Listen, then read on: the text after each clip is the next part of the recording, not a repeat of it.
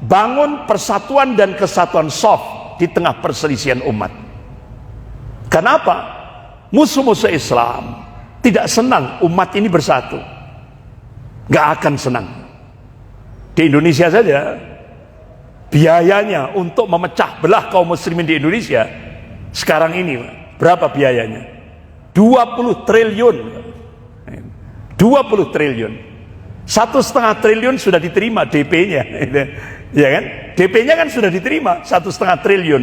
Tinggal 18,5 triliun untuk divide et impera, adu domba sesama kaum muslimin. Tujuannya apa? Kalau umat Islam ini pecah, otomatis mudah dicengkeram. Itu. Rasulullah SAW, Allah dan Rasulnya memberikan arahan yang konkret.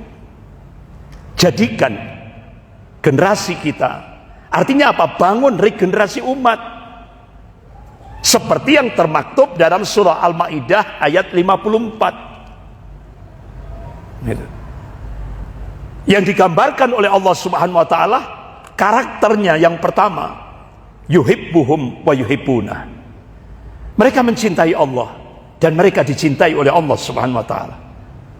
Karakter yang kedua dalam surah Al-Maidah ayat 54 ini, adillatin 'alal mu'minin. Rendah hati terhadap sesama mukmin. Karakter yang ketiga, aizzatin 'alal kafirin. Tegas terhadap orang-orang kafir. Karena kita punya konsep lakum dinukum waliyadin.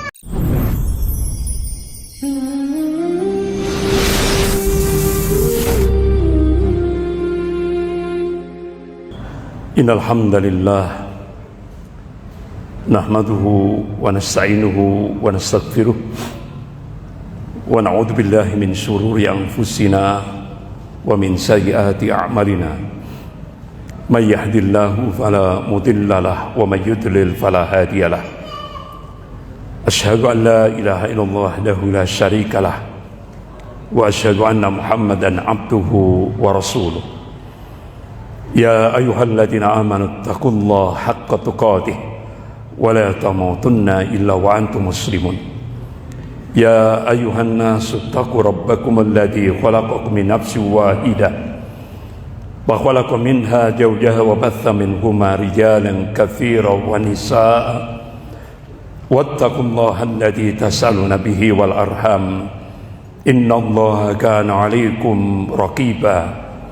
Ya ayyuhalladzina amanu taqullaha wa qulu qawlan sadida yuslih lakum a'malakum wa yaghfir lakum dhunubakum wa may yuti'illaha wa rasulahu faqad faza fawzan 'azima.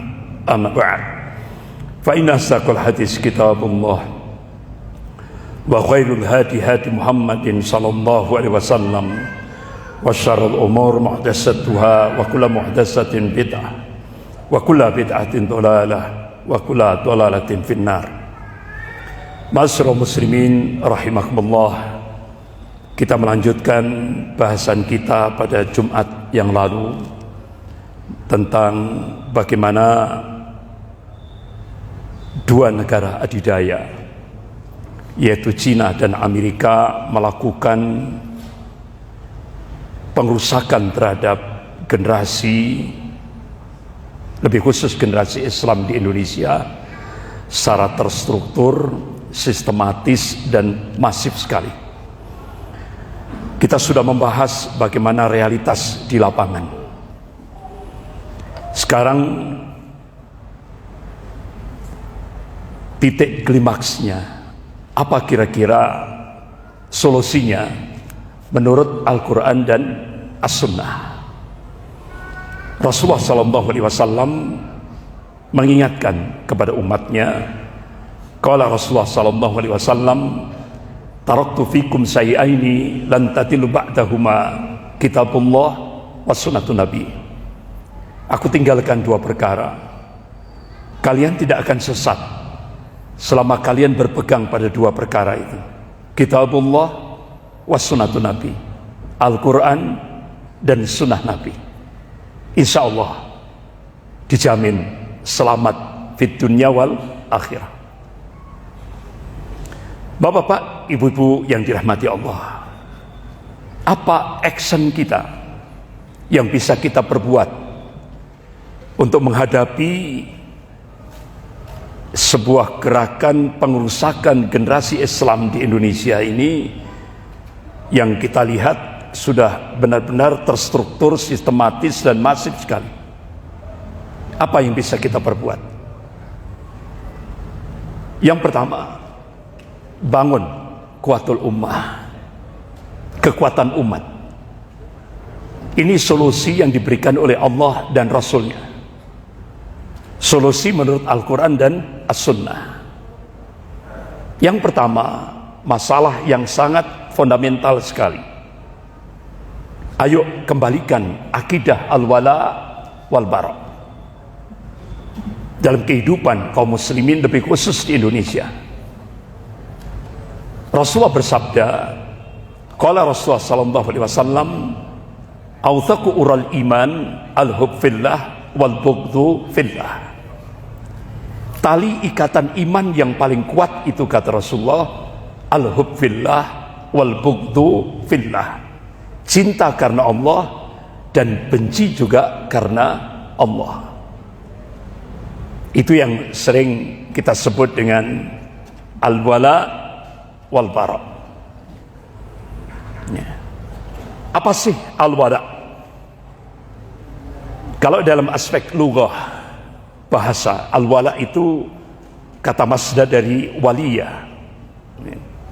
Kalau terjemahan secara tekstual, al-wala itu loyalitas, dukungan, kecintaan.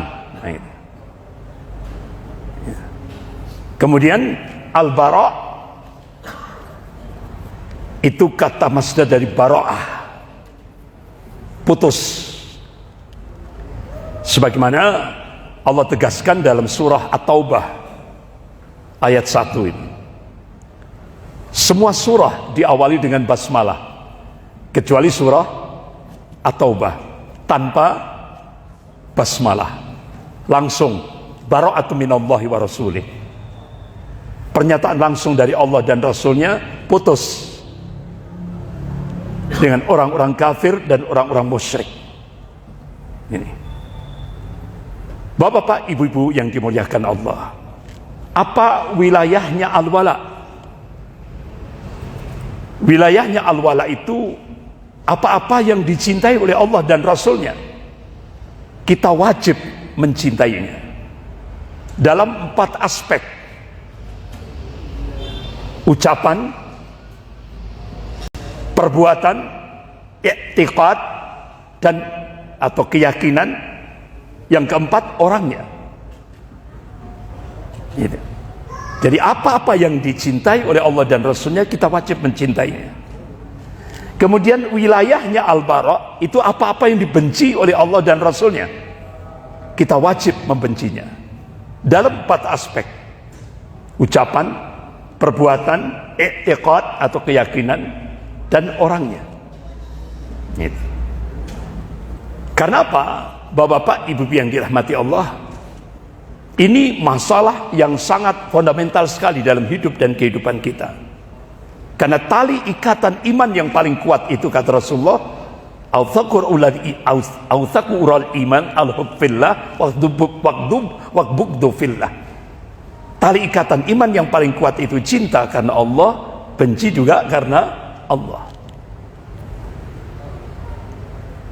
Bahkan sampai Rasulullah SAW menegaskan, qala Rasulullah SAW, man ahabba fillah, barang siapa yang mencintai karena Allah, wa abghadha fillah, dan membenci karena Allah, wa wala fillah, dan memberikan wala, loyalitas karena Allah, wa ada fillah, dan memusuhi karena Allah, fa innama tunalu wilayatullah bidzalik, maka sesungguhnya, kata Rasulullah, kewalian Allah, kecintaan Allah itu baru bisa kita dapatkan ketika kita mengaplikasikan atau mengamalkan al-wala wal bara. Bahkan Rasulullah menegaskan lagi, walan tajid ahdan ta'mal iman wa in kathara salatu wa shaumu hatta yakuna kadzalik. Jadi seorang hamba Allah itu, kata Rasulullah, tidak akan bisa merasakan lezatnya iman sekalipun dia banyak sholatnya, banyak puasanya, hingga dia mengamalkan al-wala wal bara. Bapak-bapak, ibu-ibu yang dirahmati Allah Subhanahu wa taala. Jadi ini benar-benar akidah al-wala wal bara ini benar-benar masalah yang harus kita bangkitkan, kita kembalikan lagi di tengah-tengah umat. Karena ini masalah yang sangat fundamental. Yang kedua, ayo kobarkan semangat jihad fisabilillah sebagaimana yang telah ditegakkan oleh Rasulullah dan sahabatnya. Rasulullah mengingatkan, qala Rasulullah sallallahu alaihi wasallam, ra'sul amril Islam wa amudus shalah wa dirwatus sanamil jihad fisabilillah. Ini hadis sahih rawahu Muslim. Pokok sesuatu itu Islam, tiangnya salat. Puncak amal di dalam Islam itu adalah al-jihad fisabilillah, berjuang di jalan Allah. Ini. Bahkan di dalam surah At-Taubah ayat 24, Allah Subhanahu wa taala memberikan tanbih kepada kita, hamba-hambanya yang amanu wa taqwa. A'udzubillahi minasyaitonir rajim. Qul, katakanlah, qul in kana aba'ukum, katakanlah jika bapak-bapakmu, wa abna'ukum, dan anak-anakmu, wa ikhwanukum, dan saudara-saudaramu, wa azwajukum, dan istri-istrimu, wa asiratukum, dan kaum keluargamu, wa amwaluk taraftumuha, dan harta yang kamu usahakan, wa tijaratun taksawna kasadaha, dan harta perdagangan yang kamu khawatiri kerugiannya, wa masakinu tardawnaha, dan rumah-rumah atau tempat tinggal yang kamu cintai, ahabba ilaikum minallahi wa rasulih wa jihadin fi sabilihi fatarabbasu hatta ya'tullah bi amri wallahu la yahdil qaumal fasikin. Jadi Allah menegaskan, jika ini mahabbatullah, artinya dalam Allah mengingatkan ini dalam surah At-Taubah ayat 24 ini. Jadi mahabbatullah, kecintaan kepada Allah, mahabbatul rasul, kecintaan pada rasulnya, mahabbatul jihad fisabilillah, kecintaan pada perjuangan di jalan Allah, ini harus kita letakkan di atas segala-galanya. Akan tetapi ini, jadi yang tadi harus kita letakkan di atas segala-galanya, baru kecintaan kita kepada orang tua kita, keluarga kita, harta kita, tempat tinggal kita, perdagangan kita, dan sebagainya dan sebagainya. Akan tetapi jika sebaliknya, kalau kecintaan kita kepada Allah, kecintaan kita pada Rasulnya, dan kecintaan kita pada perjuangan di jalan Allah kita taruh di belakang, kita tidak tempatkan di atas segala-galanya, Allah Subhanahu wa taala menegaskan, fatarabbasu hatta ya'tullah bi amri, tunggulah sampai Allah mendatangkan keputusannya. Al-Imam Hasan Basri rahimahullah, ketika beliau menafsirkan fatarabbasu hatta ya'tullah bi amri, itu maknanya tunggu sampai Allah menurunkan siksanya. Wallahu la yahdil qaumal fasikin, dan Allah tidak memberi petunjuk pada orang-orang yang fasik. Jadi bapak-bapak, ibu-ibu yang dirahmati Allah, surah At-Taubah ayat 24 ini benar-benar kita diarahkan oleh Allah Subhanahu wa taala agar kecintaan kita kepada Allah, kecintaan kita kepada Rasulnya, kecintaan kita pada perjuangan di jalan Allah itu hendaklah diletakkan di atas segala-galanya. Baru kecintaan kita kepada orang tua kita, kecintaan kita kepada keluarga, istri-istri kita, keluarga kita, perdagangan kita, harta kita, rumah-rumah kita. Itu arahan Allah Subhanahu wa taala. Ya. Bahkan sampai Rasulullah menegaskan, barang siapa dari umat Rasulullah selama hidupnya belum pernah berjihad di jalan Allah, berjuang di jalan Allah, dan selama hidupnya tidak ada cita-cita, tidak ada angan-angan untuk berjuang di jalan Allah, kalau dia mati saat itu, kata Rasulullah, qala Rasulullah sallallahu alaihi wasallam, mata la su'batin min nifaq, maka matinya termasuk dalam salah satu cabang kemunafikan. Mati dalam keadaan munafik, rugi. Mati dalam keadaan munafik itu sangat-sangat rugi sekali. Kenapa? Allah ingatkan dalam surah An-Nisa ayat 145, a'udzubillahi minasyaitonir rajim, innal munafiqin fid darkil aswal minan nar. Sesungguhnya orang munafik itu nanti di neraka, diletakkan di dasarnya, di keraknya neraka. Bapak-bapak, ibu-ibu yang dimuliakan Allah Subhanahu wa taala, jihad itu tidak hanya perang. Ketika kita berangkat dari rumah ke masjid, kita hadiri majelis-majelis ilmu, majelis taklim seperti malam hari ini. Ini jihad. Ini yang disebut dengan jihad at-ta'lim. Bahkan Rasulullah memberikan spirit, memberikan motivasi. Qala Rasulullah sallallahu alaihi wasallam, man salaka tariqan yaltamisu fihi ilman sahalallahu lahu tariqan ila jannah. Hadis sahih riwayat Muslim. Barang siapa yang berjalan menuju majelis-majelis ilmu, Allah akan mudahkan jalannya menuju surganya Allah Subhanahu wa taala. Mudah-mudahan kita semuanya termasuk apa yang dikabarkan oleh Rasulullah sallallahu alaihi wasallam. Ya. Kita dimudahkan oleh Allah dari rumah berangkat ke rumah Allah di masjid untuk menghadiri majelis ta'lim. Kita kaji ayat-ayat Allah dan sunnah Rasulnya. Dan mudah-mudahan kita seperti apa yang dikabarkan oleh Rasulullah.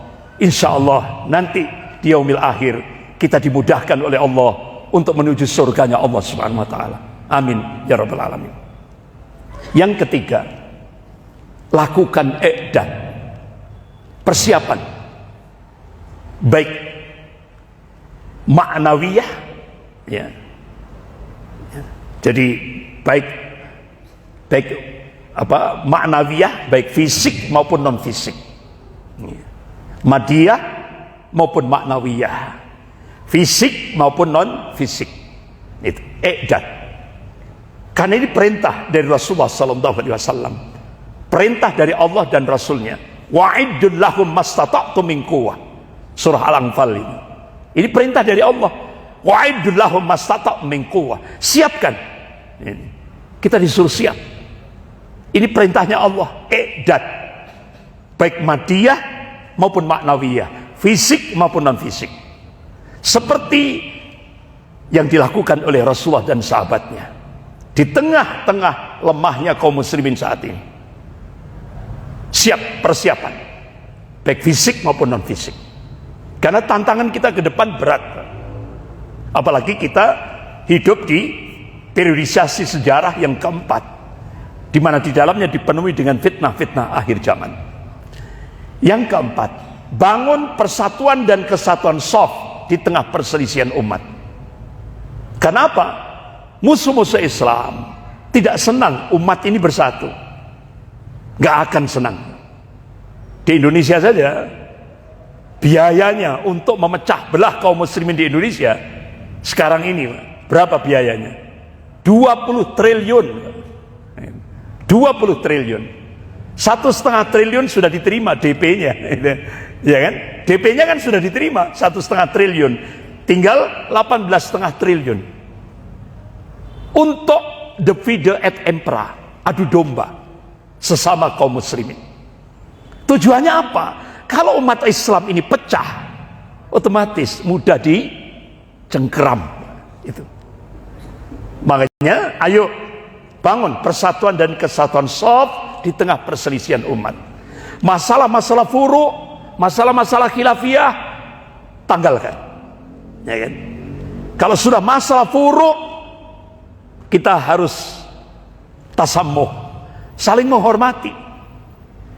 Tapi kalau sudah masuk wilayah usul, kita tidak boleh pecah, tidak boleh ada iftirak, perpecahan. Karena apa? Akidah itu tauqifiyah, sesuatu yang harus ditetapkan dengan dalil, yaitu Al-Quran dan As-Sunnah. Sudah jelas dalilnya, tidak boleh pecah.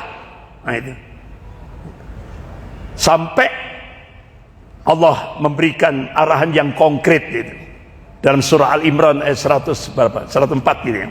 A'udzubillahi minasyaitonir rajim. Wa'tasimu bihablillahi jami'an wa la tafarraqu. Dan hendaklah kalian semuanya berpegang teguh pada bihablillah, pada tali agama Allah. Wa la tafarraqu, dan jangan kamu berpecah belah, jangan kamu bercerai-berai. Ini peringatan dari Allah. Kita dilarang oleh Allah untuk beriftirak, berpecah, tidak boleh. Dilarang sama Allah dan Rasulnya. Bahkan Rasulullah memberikan arahan yang konkret gitu. Qala Rasulullah sallallahu alaihi wasallam, al jama'atur rahmatun wal furqah adzabun. Ini hadis sahih rawahu Ahmad. Bersatu itu rahmat, berpecah itu adalah azab. Ini kalau hadis yang sahih ini disampaikan di tengah-tengah minim kota Madya Malang ini. Jadi ustadznya semuanya menyampaikan hadis sahih ini. Insya Allah umat Islam di Malang ini tidak berani berpecah karena takut itu tadi. Apa dalilnya? Itu bersatu itu rahmat, berpecah itu adalah adab. Tapi hadis yang sahih ini rawahu Ahmad ini, hadis riwayat Imam Ahmad ini tidak banyak disampaikan. Yang seringkali muncul di mimbar-mimbar, di mimbar-mimbar Jum'ah, bahkan di stasiun televisi, itu apa ini? Ikhtilaful ummah rahmatun.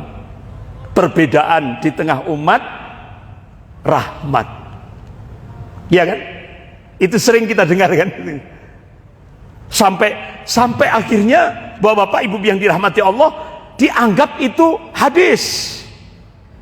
Dianggap itu qala Rasulullah, padahal kalau kita buka dalam kutubus sittah tidak ada sama sekali. Itu perkataan orang gitu, Pak. Gitu. Saya terus nelisik itu, kira-kira siapa ya ini? Paling ini Sunogogronya ini, Pak. Sunogogronya itu ya, yang dulu membantu, artinya ditugaskan oleh penjajah Belanda untuk memecah belah umat Islam di Indonesia ini. Nah, itu Sunogogronya. Padahal Rasulullah menegaskan, qala Rasulullah sallallahu alaihi wasallam, faman kadzdzaba alayya muta'ammidan falyatabawwa maq'adahu minan nar. Barang siapa yang berbicara, ini dariku, ini dari Rasulullah, padahal Rasulullah tidak pernah bersabda seperti itu. Tidak pernah Rasulullah. Kalau dia sampaikan dengan sengaja di tengah-tengah umat, falyatabawwa, kata Rasulullah, siap-siap, falyatabawwa maq'adahu minan nar. Siap-siaplah dia menduduki kursinya di neraka.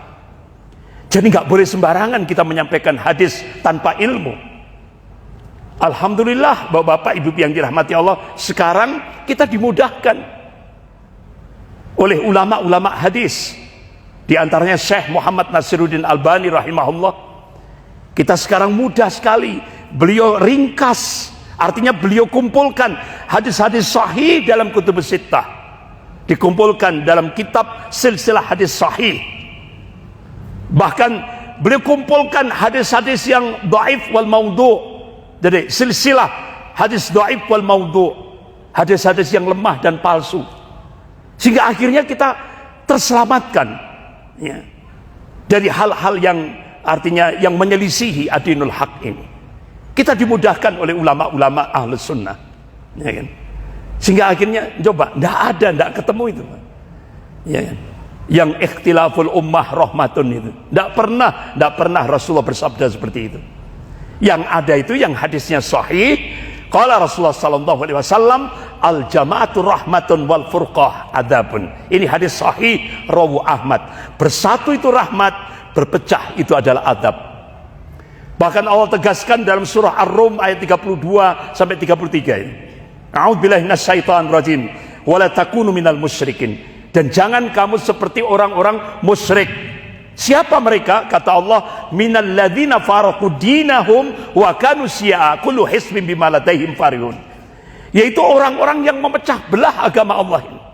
Sehingga akhirnya dia berpecah belah menjadi bergolong-golongan. Akhirnya apa? Muncul penyakit ta'assub, fanatik golongan, fanatik kelompok, fanatik apa sekarang? Fanatik partai. Ini kata Allah sikap budaya musyrik, Pak. Perilaku kemusyrikan itu yaitu ta'assub, hizbiyah, fanatik kelompok, fanatik golongan, fanatik partai.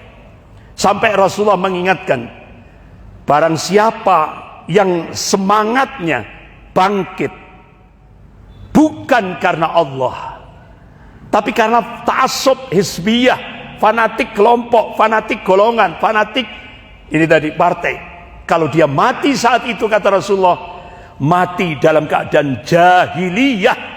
Ini hadis sahih rawahu Bukhari. Jadi benar-benar kita diarahkan oleh Allah. Qul, katakanlah, inna sholati wa nusuki wa mahyaya wa mamati lillahi rabbil alamin. Katakanlah, sesungguhnya salatku, ibadahku, hidup dan matiku hanya untuk Allah Rabbul Alamin.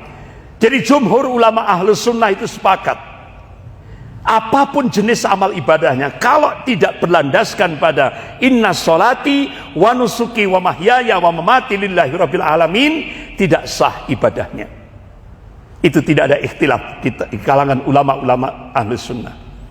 Kemudian yang kelima, persiapkan generasi 554. Ini bahasa kode ini, 554. Yaitu generasi surah Al-Maidah ayat 54. Nah, ini siapkan. Ya, karena apa? Kita dihadapkan pada masa depan yang harus kita rancang dengan baik dan kita raih dengan sempurna. Masa depan yang tidak semata-mata tentang cita-cita untuk mati syahid dan sukses melewati ujian dunia, tapi masa depan yang akan diwarisi oleh generasi penerus kita. Oleh karena itu kita wajib berusaha dan mengorbankan segenap jiwa dan raga kita untuk memastikan kelak generasi kita, penerus kita, menikmati kekuasaan Al-Quran dan As-Sunnah, bukan konstitusi manusia.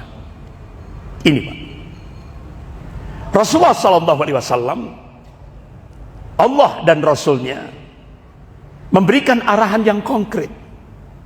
Jadikan generasi kita, artinya apa? Bangun regenerasi umat, seperti yang termaktub dalam surah Al-Maidah ayat 54.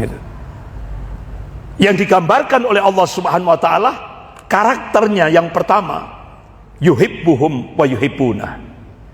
Mereka mencintai Allah dan mereka dicintai oleh Allah Subhanahu wa taala. Karakter yang kedua dalam surah Al-Maidah ayat 54 ini, adillatin 'alal mu'minin. Rendah hati terhadap sesama mukmin. Karakter yang ketiga, aizzatin 'alal kafirin. Tegas terhadap orang-orang kafir. Karena kita punya konsep lakum dinukum waliyadin. Bagimu agamamu, bagiku agamaku. Jadi kalau sudah masuk wilayah akidah, tidak ada toleransi. Tapi kalau masuk wilayah muamalah, kita diperintah oleh Allah untuk berbuat baik kepada siapa saja, tanpa pandang bulu. Ini perintah dari Allah dan Rasulnya. Karena Islam itu rahmatan lil alamin, rahmat bagi seluruh alam. Jadi kalau wilayah muamalah, kita disuruh untuk toleransi, berbuat baik kepada siapa saja tanpa pandang bulu. Tapi kalau sudah masuk wilayah akidah, tidak ada toleransi, karena kita punya konsep lakum dinukum waliyadin. Bagimu agamamu, bagiku agamaku. Ini yang diarahkan oleh Allah dan Rasulnya. Karakter yang keempat, yujahiduna fi sabilillah wa la yakhafuna laumatal laim. Generasi yang senantiasa berjuang di jalan Allah dan tidak takut terhadap celaan orang-orang yang suka mencela. Kemudian karakter yang kelima yaitu surah Al-Maidah ayat 55 dan 56, yaitu al-wala wal baroknya jelas, tidak samar, benar-benar teraplikasi, loyalitasnya jelas, penolakannya juga jelas, wala wal baroknya. Itulah karakter yang digambarkan oleh Allah Subhanahu wa taala dalam surah Al-Maidah ayat 54 ini. Bangun regenerasi umat. Kenapa? Rasulullah memberi contoh ini. Sebelum Rasulullah wafat, Rasulullah memberi amanah. Ini wasiat Rasulullah kepada seorang pemuda yang umurnya masih 18 tahun. Kalau di Indonesia itu tingkat SLTA. Rasulullah memberi amanah kepada Usamah bin Zaid bin Harithah untuk menjadi panglima perang menghadapi dua negara superpower, Persia dan Romawi. Apa kira-kira ibrah yang bisa kita ambil, pelajaran yang bisa kita ambil dari apa yang diwasiatkan oleh Rasulullah sebelum wafat ini? Artinya apa? Rasulullah memberi contoh konkret kepada kita. Bangun regenerasi, ciptakan kader, ciptakan kader. Kita tidak akan hidup terus, Pak. Kita bakal mati. Rasulullah sebelum wafat, Rasulullah mengkader, memberi amanah pada seorang pemuda yang umurnya 18 tahun. Padahal ini, Pak, veteran-veteran perang Badar yang lebih ahli dalam peperangan kan banyak. Kenapa Rasulullah justru memberi amanah pada seorang sahabat pemuda? Kenapa? Pemuda inilah yang nanti akan menjadi pemimpin-pemimpin ke depan, calon-calon pemimpin ke depan. Bahkan tarbiyah Rasulullah di rumah Al-Arqam bin Abil Arqam ketika masa-masa awal Rasulullah merintis dakwah di Mekkah Al-Mukarramah. Rasulullah justru membina kalangan muda yang dibina, ditarbiyah oleh Rasulullah kalangan muda. Jadi inilah yang dicontohkan oleh Rasulullah SAW. Akhirnya semua sahabat sami'na wa ata'na. Kami dengar, kami taat. Setelah Rasulullah wafat, kepemimpinan dilanjutkan oleh Khalifah Abu Bakar As-Siddiq radhiyallahu anhu. Beliau mentaati apa yang diperintahkan oleh Rasulullah. Beliau angkat Usamah bin Zaid bin Harithah menjadi panglima perang menghadapi dua negara superpower, Persia dan Romawi. Allah berikan kemenangan. Sampai Khalifah Abu Bakar As-Siddiq radhiyallahu anhu wafat, diganti Khalifah Umar bin Khattab radhiyallahu anhu. Tetap Khalifah Umar bin Khattab mengangkat Usamah bin Zaid bin Harithah karena ini amanah dari Rasulullah. Alhamdulillah, Allah berikan kemenangan pada masa Khalifah Umar bin Khattab radhiyallahu an. Dua negara superpower, Persia dan Romawi, bisa ditaklukkan. Apa kira-kira? Ketaatan kepada Allah dan Rasulnya. Oleh karena itu dalam surah Al-Ahzab ayat 71 Allah berfirman, a'udzubillahi minasyaitonir rajim, wa may yuti'illaha wa rasulahu faqad faza fawzan 'azima. Barang siapa yang taat kepada Allah dan Rasulnya, maka sesungguhnya dia telah mendapatkan kemenangan yang besar. Ini. Jadi kalau kita taat kepada Allah dan Rasulnya, pasti Allah akan berikan kemenangan yang besar. Kalangan mufassir, ahli-ahli tafsir menafsirkan faqad faza fawzan 'azima, itu maknanya di dunia dimuliakan oleh Allah, di akhirat jannah, surganya Allah Subhanahu wa taala. Janji Allah pasti. Nah sekarang bagaimana generasi yang kita siapkan ya, sebelum kita meninggal ya kan? Ini kita siapkan generasi yang siap mengorbankan apa saja demi dakwah dan akidahnya. Sebagaimana Allah ingatkan dalam surah Al-Imran ayat 79, a'udzubillahi minasyaitonir rajim, walakin kunu rabbani Bima kuntum tu'allimunal kitab wa bima kuntum tadrusun. Yaitu kita harus menyiapkan generasi Rabbani. Generasi Rabbani itu generasi yang semua aktivitasnya, pola pikirnya rujuk ilal Quran was sunnah, kembali kepada Al-Quran dan As-Sunnah. Ini generasi yang kita siapkan. Yang kedua, generasi yang kita siapkan ini adalah generasi yang dakwahnya benar-benar lillah karena Allah. Benar-benar lillah karena Allah. Tidak ada interest-interest yang lain. Ini. Insya Allah, Allah jamin kemenangan. Karena kita diyakinkan oleh Allah Subhanahu wa taala, "Wa man nasru illa min indillahil azizil hakim." Kemenangan itu datangnya dari Allah yang Maha Perkasa lagi Maha Bijaksana. Bahkan Allah berjanji, "Wa kana haqqan 'alaina nasrul mu'minin." Kewajiban kami memenangkan golongan mukmin. Kemudian generasi yang ketiga yaitu generasi yang senantiasa mementingkan kualitas bukan kuantitas. Ini kader yang kita harapkan, yang kita kader. Kemudian yang keempat, di mana kita bangun generasi itu? Di masjid. Jadikan masjid menjadi tempat kaderisasi, regenerasi umat ini. Kenapa? Insya Allah, kalau kita kader di masjid, insya Allah mereka akan mendapatkan sakinah, rahmat dari sisi Allah Subhanahu wa taala, dan doa dari para malaikat ketika dia iktikaf di masjid. Allah maghfir lahu warhamhu. Ini adalah doa dari para malaikat. Ya Allah, ampunilah dia, cintailah dia. Kemudian kita didik generasi yang punya sabar yang baja. Karena apa? Tantangan ke depan semakin berat. Dibutuhkan generasi yang punya kesabaran yang baja. Apa? Tahan banting. Ya kan? Generasi yang tahan banting. Bapak-bapak, ibu yang dirahmati Allah. Teknisnya bagaimana? Ini teknisnya ini. Mengkader generasi itu teknisnya seperti ini. Marhalah yang pertama, bangun pondasinya. Apa? Tauhid. Marhalah yang kedua, tauhid rububiyah, uluhiyah, asma was sifat kita hunjamkan. Kemudian marhalah yang ketiga, kita pahamkan lawan daripada tauhid itu adalah syirik, sampai seakar-akarnya. Karena ini yang akan menghancurkan kekuatan umat itu. Kemudian yang keempat,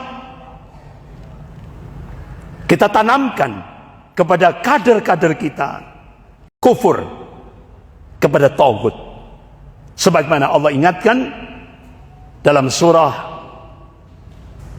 Al-Baqarah itu ya, ayat 256 kalau tidak salah. A'udzubillahi minasyaitonir rajim. Faman yakfur bitaghut wa yu'min billah faqad istamsaka bil urwatil wusqa la infisama laha wallahu samin alim. Barang siapa yang kafir kepada tauhid. At-tauhid itu kan berasal dari kata tagha yadgha tughyan wa tughyanan. Artinya sesuatu yang manusia itu hulu, berlebihan terhadapnya, baik dalam ketaatan, kepengikutan, bahkan sampai dalam tingkat ibadah. Oleh karena itu, faman yakfur bitaghut, kata Allah, barang siapa yang kafir kepada tauhid wa yu'min billah, kemudian beriman kepada Allah, mentauhidkan Allah dalam segala aspek kehidupan, ya kan? Wa yu'min billah faqad istamsaka bil urwatil wusqa, maka kata Allah sesungguhnya dia telah berpegang pada tali yang kuat. Kalangan mufassir, ahli-ahli tafsir menafsirkan al urwatil wusqa itu adalah kalimah tauhid, la ilaha illallah, lang fisama laha. Ini jaminan langsung dari Allah, tidak akan putus. Wallahu samiun alim, dan Allah itu Maha mendengar lagi Maha mengetahui. Kemudian marhalah yang kelima, amalkan. Kita kader-kader kita Kita minta untuk mengamalkan rukun iman dalam kehidupan sehari-hari. Ketika Rasulullah ditanya tentang al-iman oleh malaikat Jibril alaihissalam, qala antu'minuna billah wal malaikatihi wal kitabihi wal rasulihi wal yaumil akhir wal qadar kullihi khairihi wa syarrihi. Muttafaqun alaih. Ini hadis sahih riwayat Bukhari wa Muslim. Kemudian marhalah yang keenam, bangkitkan akidah al-wala wal bara seperti yang kita bahas tadi ke dalam saksiyah kader-kader yang kita siapkan. Kemudian marhalah yang ketujuh,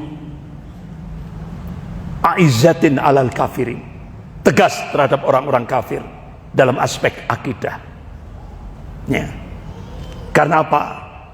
Inilah yang diarahkan oleh Allah ya kan? Karena kita punya konsep lakum dinukum waliyadin ya. Jadi walaupun sekarang di Indonesia ada pergantian, kata-kata kafir diganti dengan non muslim, berarti kan tidak ada lagi kul ya ayyuhal kafirun, berarti kul ya ayyuhal non muslim. Ini kan ngerusak, ini namanya Pak, merusak. Ini kata-kata kafir itu sudah langsung dari Allah itu Pak. Bahkan itu orang-orang kafir itu kalau kita dekati Pak ya, kalau kata kafir diganti non muslim, itu dia tanya, non muslim itu apa artinya Ustadz? Ya saya jawab, muslim itu keselamatan. Kalau non muslim ya otomatis tidak selamat. Marah dia Pak, marah dia. Nah, itu berarti kamu tidak selamat. Mau tidak diberi dia seperti itu? Tidak mau, marah Pak dia. Tapi kalau kafir itu sudah dari Allah, itu sudah ya kan, sudah dari Allah itu. Jadi nggak ada. Tapi sekarang ini banyak yang keminter Pak, sampai kata-kata kafir dalam Al-Quran diganti Pak. Ini kan berarti kan keminter ini Pak ya kan. Berarti ini haknya Allah dirampas oleh manusia yang sombong. Nah, itu Pak, itu kesombongan berpikir ya kan. Bapak-bapak, ibu yang dirahmati Allah. Kemudian ayo, yang marhalah yang ke-8, jadikan kader kita untuk mengatakan yang hak walaupun pahit. Ya kan? Qulil haq walau kana murah. Katakan yang hak walaupun pahit, kata Rasulullah. Ya kan? Kemudian awas. Artinya apa? Ayo tanamkan pada kader kita yaitu nawaqidul Islam. Asyarah 10 pembatal keislaman. Itu harus kita pahamkan kepada generasi, kepada kader-kader kita. Kemudian yang ke-10, jangan takabur. Kita kader-kader kita untuk menjadi hamba-hamba Allah yang tawadhu, tadarru, merendah di hadapan Allah ya. Kemudian yang ke-11, kita arahkan untuk senantiasa terus mencari ilmu, karena dengan ilmu itu insya Allah kita akan ada pencerahan, terutama ketika kita hidup di bumi yang Allah Subhanahu wa taala. Terutama ilmu yang hak, yang sumbernya Al-Quran dan As-Sunnah. Kemudian yang ke-12, kader-kader yang kita rintis ini kita budayakan untuk sering tabayun. Tabayun itu apa? Cross check ya. Fatabayyanu, ini perintah dari Allah. Kalau ada berita dari orang-orang fasik, jangan langsung diterkam, artinya dikunyah gitu, jangan. Cek dulu. Nah, itu. Khawatir nanti itu fitnah yang bisa menghancurkan umat ini. Tabayun, budaya tabayun. Kemudian hindari ta'assub, asobiyah, fanatik kelompok. Nah, ini kita hindarkan. Karena itu dilarang oleh Allah dan Rasulnya. Fanatik kelompok, fanatik golongan, fanatik partai, tidak boleh. Benar-benar kita arahkan pada lillah. Kemudian iltizam, kita ajak kader-kader kita itu untuk iltizam kepada adinul haq, pada ideologi Islam, dan kita jauhkan dari tasabbuh, yaitu niru-niru budaya orang kafir dan budaya orang musyrik. Kemudian yang ke-15, jadikan kader kita menjadi kader al-ghuraba, sebagaimana Rasulullah mengabarkan, qala Rasulullah sallallahu alaihi wasallam, badal Islam ghariban wa sayaudu ghariban kama bada fatuba lil ghuraba. Islam, kata Rasulullah, pertama kali sesuatu yang asing, dan Islam akan kembali menjadi asing sebagaimana sedia kala dia muncul. Fatuba lil ghuraba, berbahagialah orang-orang asing ini. Sahabat tanya, ya Rasulullah, manil ghuraba, siapa orang-orang asing itu? Siapa al ghuraba itu? Rasulullah memberikan jawaban, qala alladzina yusrihuna fi alladzina yusrihu inda fasadin nas, yaitu umat Rasulullah yang senantiasa melakukan islah, perbaikan di tengah masyarakat yang semakin jauh dari ad-dinul Islam ini. Datang lagi sahabat, ya Rasulullah, manil ghuraba, siapa al-ghuraba? Siapa orang-orang asing itu? Rasulullah berikan jawaban, qala alladzina yusrihuna ma'afsadan nas min ba'di min sunnati, yaitu umat Rasulullah yang senantiasa melakukan islah, perbaikan dari apa-apa yang telah dirusak oleh manusia ini atas sunnah Rasulullah sallallahu alaihi wasallam. Datang lagi sahabat, ya Rasulullah, manil ghuraba, siapa orang-orang asing itu? Rasulullah berikan jawaban, qala unasun salihuna fi unasin tu'in katsir mayya'tihim aktsara mimma yutihum, yaitu orang-orang soleh di tengah orang-orang yang bobrok ini, rusak, yang mendukung dengan yang tidak mendukung, lebih banyak yang tidak mendukung. Itulah al-ghuraba. Harus siap, apalagi hidup di fase keempat, yang mendukung dengan yang tidak mendukung, lebih banyak yang tidak mendukung. Ini sudah dikabarkan oleh Rasulullah. Dan terakhir, jargon iskariman au mutsahidun au mutsyahidan, hidup mulia atau mati syahid. Itu jadikan jargon untuk membina kader-kader kita. Inilah marhalah teknis mengkader generasi 554 yang diarahkan oleh Allah dan Rasulnya. Bapak-bapak, ibu-ibu yang dirahmati Allah, insya Allah dari sinilah, dan kita memang harus berjuang, harus berpayah-payah untuk melahirkan generasi penerus kita ini. Karena apa? Kita ini tidak bakal hidup terus. Apalagi Rasulullah sudah ngasih kabar, rata-rata umur umat Rasulullah ini baina sittin wa sab'in, antara 60 sampai 70. Oleh karena itu, siapkan kader, siapkan penerus perjuangan kita. Itu. Siapkan, minim jadikan anak-anak kita menjadi penerus-penerus kita nanti di atas al-haq, di atas jalannya Allah Subhanahu wa taala, siratal mustaqim. Saya kira gitu, Bapak, Ibu yang dirahmati Allah. Belum bisa ya? Masih ada kesempatan, monggo silakan, barangkali ada yang ditanyakan, monggo silakan. Selesai sudah kajian kita tentang membangun regenerasi umat. Ini teknisnya. Kita mencoba untuk mencontoh Rasulullah, yaitu menciptakan kader sebelum beliau meninggal, sebelum beliau wafat.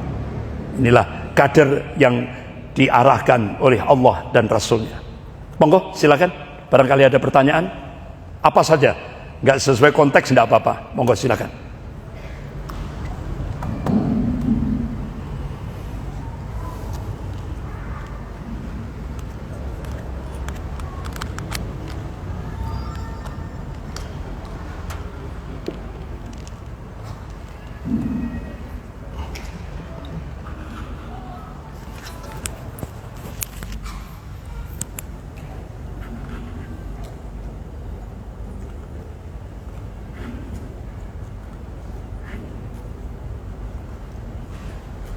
Monggo silakan. Ada yang ditanyakan? Monggo. Ibu-ibunya. Oh ya, monggo silakan Bu. Nggih. Sebentar, diambilkan ini mic. Sebentar Bu. Sebentar.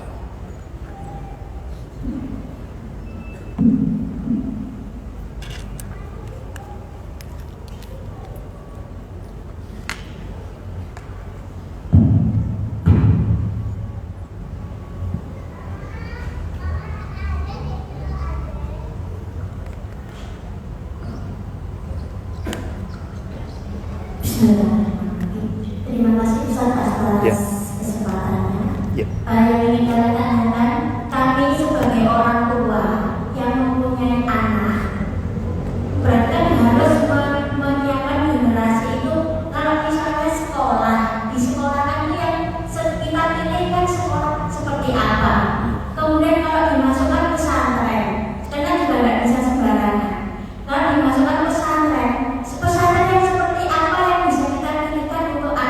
antar. Terus kalau misalnya saya Ustaz, kadang-kadang anak ini sudah dimasukkan pesantren. Ketika di pesantren alhamdulillah aman. Tapi ketika kemarin libur pesantren atau libur 1 bulan setengah, itu pesantren itu kadang-kadang bilang anak-anak itu terpengaruh sama HP. Nyawanya itu ada kalau ada HP, kalau ada HP tidur atau HP atau TV. Nah terus kita sebagai orang tua ini bagaimana menyikapi yang seperti itu? Terima kasih. Jazakillah khair, Ibu. Masya Allah, Ibu ada kegelisahan yang insya Allah positif itu. Saya kira semuanya sepertinya seperti yang dirasakan oleh Ibu. Insya Allah kita harus optimis. Optimisnya apa? Benteng kita itu tinggal 3 di Indonesia ini. Masjid, Usratul Islamiyah, keluarga muslim, pesantren atau lembaga pendidikan Islam. Benteng kita tinggal 3 ini. Oleh karena itu, seperti harapan Ibu tadi, kegelisahan Ibu itu tadi, ayo langsung actionnya apa? 3 benteng ini harus sinergi. Masjid, keluarga muslim, lembaga pendidikan Islam atau pesantren ini harus berjalan sinergi, saling ta'awun, saling tolong-menolong untuk memunculkan regenerasi umat ini. Insya Allah kalau 3 benteng ini saling kerjasama, saling ta'awun satu dengan yang lainnya, insya Allah akan lahir generasi-generasi yang siap menghadapi di eranya ini, di zamannya ini. Insya Allah kita optimis, dan itu sekarang di Indonesia sedang bergerak. 3 komponen ini: masjid, pesantren atau lembaga pendidikan Islam, dan keluarga muslim. Insya Allah berjalan sinergi, dan insya Allah mungkin 10 tahun, 20 tahun yang akan datang, insya Allah akan lahir calon-calon pemimpin Indonesia ke depan yang insya Allah akan merubah Indonesia sebagaimana yang dicita-citakan oleh the founding father, pendiri negara Kesatuan Republik Indonesia ini, ingin menjadikan Indonesia menjadi negara baldatun thayyibatun wa rabbun ghafur. Insya Allah apa yang diharapkan oleh Ibu insya Allah akan muncul di Indonesia, insya Allah. Oke, saya kira gitu, karena waktu sudah isya, kita akhiri dengan bacaan doa kafarat majelis. Subhanakallahumma wa bihamdik, asyhadu an la ilaha illa anta astaghfiruka wa atubu ilaik. Wabillahi taufiq wal hidayah. Wassalamualaikum